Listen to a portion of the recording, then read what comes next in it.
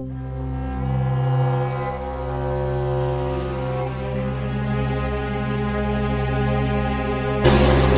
sekarang banyak yang merasa pinter tapi tidak pinter merasa. Akibat era informasi kita banyak tahu tapi nggak tahu banyak. Sampaikan oleh Kiai Haji Zainuddin MC dan masih melekat di benak Habib. Ya, salah satunya seperti itu. Beliau pernah berkata, kalau seandainya saya bisa beli helikopter, katanya, helikopter ini nanti saya mau pakaikan buat dakwah, buat para ulama, para ustaz, biar masuk ke kampung-kampungnya gampang. Jadi tidak ada alasan untuk menolak mau dipanggil. Assalamualaikum warahmatullahi wabarakatuh. Waalaikumsalam warahmatullahi wabarakatuh. Bismillahirrahmanirrahim. Alhamdulillahi rabbil alamin. Wal aqibatu lil muttaqin. Wala udwana illa 'alal zalimin. والصلاة والسلام على أشرف الأنبياء والمرسلين سيدنا ومولانا محمد وعلى آله وأصحابه المجاهدين الطاهرين أما بعد. Saudara-saudara kaum muslimin rahimakumullah. Pada suatu hari, seketika sedang berkumpul dengan para sahabat, Rasulullah pernah memberikan peringatan.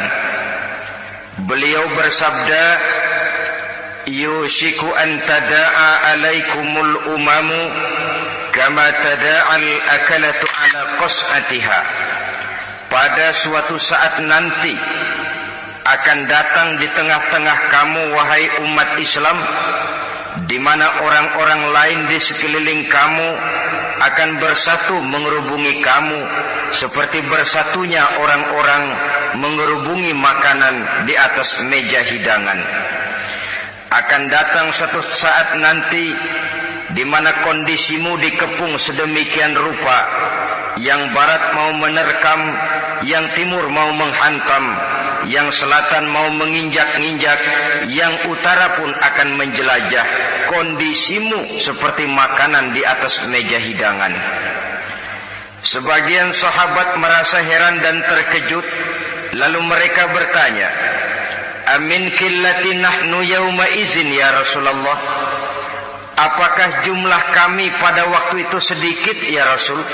Kami sampai dikepung sedemikian rupa? Beliau menjawab, "Bal antum yauma idzin katsir." Sama sekali tidak. Kamu tidak sedikit pada saat itu. Bahkan jumlahmu sangat banyak. Kamu adalah mayoritas. Walakinnakum ghusa'un ka ghusa'is sail. Tetapi keadaanmu saat itu persis seperti buih di lautan. Banyak tetapi centang perenang. Banyak tetapi tidak punya daya dan kekuatan. Banyak tapi dipermainkan gelombang lautan, dihempaskan ke tepian pantai tanpa punya makna dan arti. Kondisimu pada saat itu kuantitas yang tanpa kualitas, sehingga orang lain enak saja mengepung kamu. Akidahmu didangkalkan, dibanjiri dengan peradaban dan kebudayaan yang menjauhkan dari agama. Dari segi maksiat dan munkarat seluruhnya mengepung sampai kita melepaskan nilai-nilai Islam kita ini. Dan celakanya, sambung beliau, "Wal yanzi'anna fi qulubi aduwikumul mahabata minkum." Akan dicabut kehebatanmu di mata musuh-musuhmu, sehingga pada saat seperti itu orang lain memandangmu umat Islam enteng saja, remeh saja, tidak ada apa-apanya. Sudahlah, pokoknya umat Islam sikat saja. Umat Islam enteng, umat Islam kecil, umat Islam tidak ada apa-apanya. Alangkah ironinya, alangkah menyedihkannya, memilukan dan sekaligus memalukan. Umat yang mayoritas ini dipermainkan oleh yang minoritas. Umat yang jumlahnya terbesar, terbanyak, bahkan konon menurut catatan sampai 90%, tapi dipermainkan oleh mereka kelompok-kelompok kecil ini. Waliyakzifanna fi qulubikumul wahn. Pada saat itu di hatimu dicampakkanlah penyakit wahan. Sahabat kemudian bertanya, "Wa mal wahnu ya Rasulullah?" Apakah penyakit wahan itu ya Rasul? Beliau menjawab, "Hubbud dunya wa karahiyatul maut." Penyakit wahan itu tidak lain hubbud dunya wa karahiyatul maut.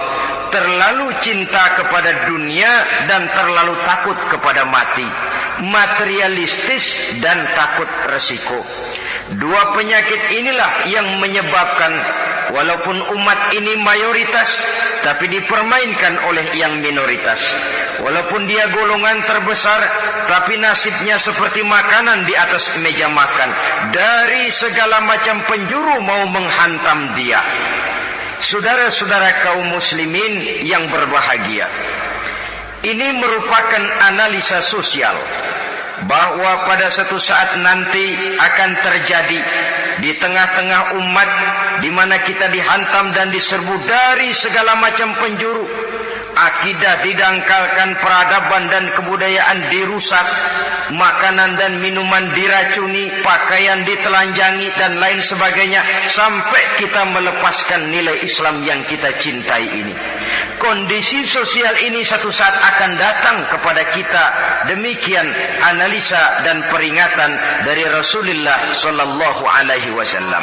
Marilah sekarang kita melihat, adalah benar bahwa di zaman sekarang kita insya Allah tidak akan mengalami perang Badar sehebat yang pernah dialami oleh Rasul dan para sahabatnya. Tetapi sesungguhnya perang yang kita hadapi di zaman sekarang ini tidak kalah hebatnya dengan perang Badar, tidak kurang dahsyatnya dengan perang Uhud, tidak kurang ngerinya dari perang Khandaq. Hanya saja yang kita hadapi sekarang ini bukan ujung pedang, bukan ujung tombak, bukan ujung panah. Yang kita hadapi sekarang ini adalah perang akidah, perang ideologi, perang mempertahankan keyakinan. Yang kalau kita kalah sekarang, kita memang masih beragama. Tetapi anak kita, cucu kita, generasi yang akan hidup 5, 10, 20, 30 tahun yang akan datang, wallahu a'lam bissawab. Islam, saudara-saudaraku, tidak mungkin hilang dari dunia. Tetapi tidak mustahil Islam gulung tikar dari desa kita. Tidak mustahil Islam gulung tikar dari kampung dan kota kita, jikalau kita tidak menjaganya, jikalau kita tidak memeliharanya, bahkan jikalau kita tidak mewariskannya kepada anak-anak kita, generasi yang akan datang. Marilah kita mengingat sejenak bagaimana Islam di Spanyol yang pernah jaya, pernah mewarnai daratan Eropa, dan yang sekarang hanya sekedar tinggal ceritanya saja. Ini pernah diperingatkan oleh Rasul dalam satu hadis, sayati ala ummati zamanun la yabqal Islam illa ismun wala minal Quran illa rasmun. Akan datang satu masa di tengah umatku di mana pada masa itu Islam ada tapi hanya tinggal sekedar namanya saja, dan Quran pun ada tapi cuma sekedar tinggal tulisannya saja.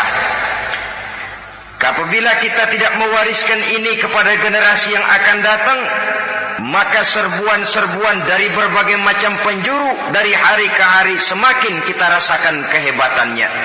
Tidak mustahil sejarah Spanyol akan terjadi di desa kita, akan terjadi di kampung kita, akan terjadi di kota kita. Orang Spanyol, kalau mereka cerita kepada anaknya, mereka akan cerita, "Nak, di sini dulu ada masjid." "Kapan, Pak?" Dulu bener dah. Banyak orang Islam kalau hari Jumat pada sembahyang, "Kapan itu, Pak?" Dulu dulu sekali. Sekarang cuma sekedar tinggal ceritanya saja. Bukankah sesuatu yang sangat tidak mustahil apabila kita tidak menjaga dan mewariskan Islam ini kepada generasi yang akan datang, maka serbuan-serbuan akan membawakan hasil yang diinginkan oleh para penyerbu itu tadi. Kita sudah menjadi umat yang mayoritas, tetapi umat yang mayoritas ini menurut Rasul dikepung sedemikian rupa, akidahnya didangkalkan, peradaban dan kebudayaannya ditekan sedemikian rupa, kehidupan sosialnya dibuat individualis, kemudian dari segi pergaulan, pakaian, makanan, minuman dan sebagainya diracuni, sampai dia tidak lagi berpegang teguh kepada agamanya.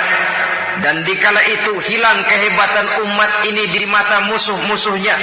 Orang lain memandang kita ringan saja, enteng saja, satu umat yang sudah kehilangan wibawa. Padahal konon kabarnya kita mayoritas, tapi enak saja dikutak-kutik orang lain. Dan dikala itu di hati kita merajalela penyakit uahan. Penyakit uahan itu apa? Pertama, hubbud dunia, terlalu cinta kepada dunia.